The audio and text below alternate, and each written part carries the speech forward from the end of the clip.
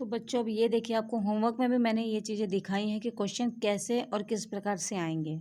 जैसा कि आप होमवर्क में देख सकते हो, ये देखिए यहाँ अंडरलाइन किया हो, ये रेखांकित शब्द होता है। आपके प्रश्न होते हैं, इसमें मैं ऑप्शन में दूंगी अथवा करके। अथवा के बाद भी आपको जो मैंने करवाया है उसी से रिलेटेड रहता है। जो हमने अध्याय फर्स्ट में किया है बच्चों, वैसा ही आपको सेकेंड उसी पैराग्राफ का अलग चैप्टर, अलग पैराग्राफ का आपको यहाँ पे आएगा। अब इसी में से हमने यहाँ पे भी क्वेश्चन बनाए हैं।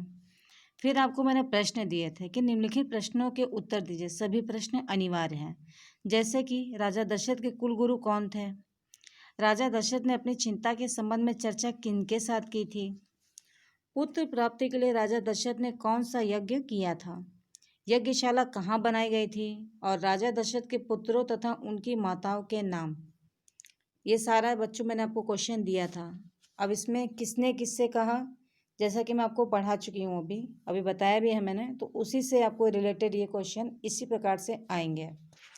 अब यहाँ पे देख लीजिए, कुछ क्वेश्चन ऐसे भी आएंगे, तो इसमें घबराने की बात नहीं है। आपको सही विकल्प पर सही का निशान लगाना रहेगा।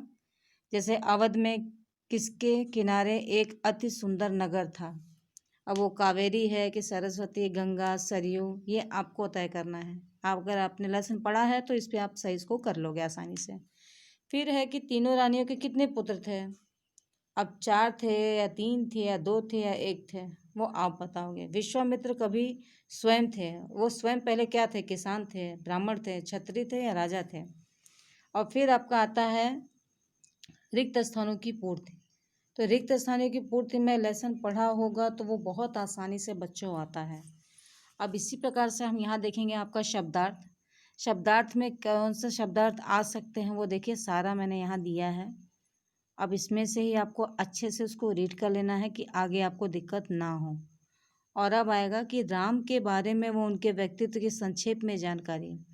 क्योंकि पहला है जो हमारा लेसन ही है कि वो अवधपुरी में राम, तो इसमें हमने राम के बारे में, उनके गुण के बारे में, उनके स्वभाव के बारे में, वो किस स्वभाव से थे, सबके साथ कैसे पेश आते थे, सारी चीज़ें हमने देखी हैं।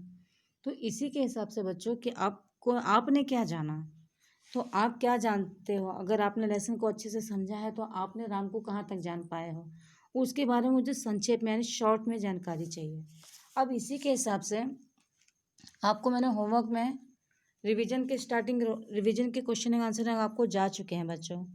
देखिए रिवीजन के क्वेश्चन आंसर मैंने आपको भेज दिए हैं। और यहाँ पे भी प्रश्न आप में ज़्यादा चेंजेस नहीं आएंगे। प्रश्न में लगभग देख लीजिए कि राजा दशरथ के कुलगुरु कौन थे, राजकुमार राम की विशेषताएं लिखी हैं, राजा दशरथ को सभी राजकुमारों में सबसे प्रिय कौन था और क्यों थे। तो यहाँ पे हमें राम के स्वभाव के बारे में पूछा गया है। राजा दशरथ की कितनी रानियां थीं, वह उनके पुत्रों के नाम बताइए। और यहाँ पर है कि अयोध्या नगरी सुंदरता और भव्यता का वर्णन संक्षेप में कीजिए। तो प्रश्न किस प्रकार से आएंगे, किसने किससे कहा, कैसे आएंगे, ये सारी चीज़ें बच्चों हमने यहाँ देख ली हैं। अब इसी के हिसाब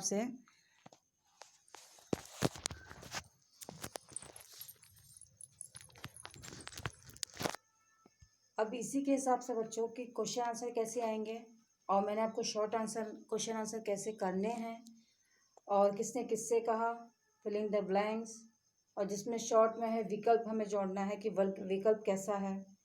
ये सारे क्वेश्चन आंसरिंग ही आपके इसी प्रकार से क्वेश्चन आंसर आएंगे। रेखांकित शब्दों की व्याख्या कैसे करनी है ये भी मैंने आपको बताया है। और शब्दार्थ मोस्ट इम्पॉर्टेंट है। अगर शब्दार्थ आपका तैयार नहीं होगा तो क्वेश्चन में आंसर या फिर आप कोई भी चीज़ समझ नहीं पाओगे। तो इसको ढंग से रिवीजन कीजिए। रिवीजन करने के बाद अगर कुछ डाउट है या कोई प्रॉब्लम आती है तो आप कमेंट बॉक्स में मुझे डाल दीजिए, ठीक है। तो अब हमारा चैप्टर 1 अवधपुरी में राम, इसका रिवीजन का अच्छे से हमने प्रॉपरली नीडली हर एक बारीकी को देखा है। कैसे क्वेश्चन आएंगे बच्चों वो भी हिंट किया हुआ है। तो अच्छे से आप तैयार कीजिए और ऑल द बेस्ट बच्चों रिवीजन के लिए।